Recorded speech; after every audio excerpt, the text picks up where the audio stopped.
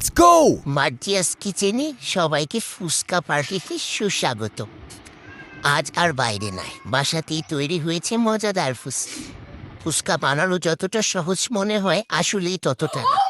একজন ফুচকা ভাজি, একজন আলু মাখে, আর একজন টক পানি তৈরি করে। পুরো পরিবার যেন আজ ছোট্ট একটা টিম।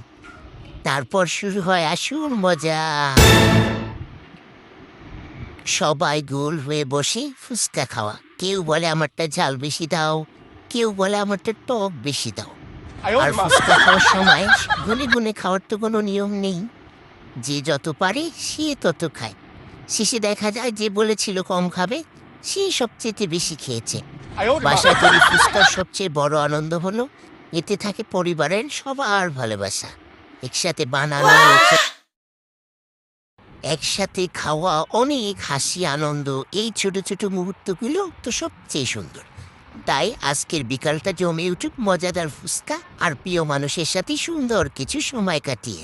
আপনারা সবাই ভালো থাকেন, পরিবারের সাথে থাকেন। ধন্যবাদ।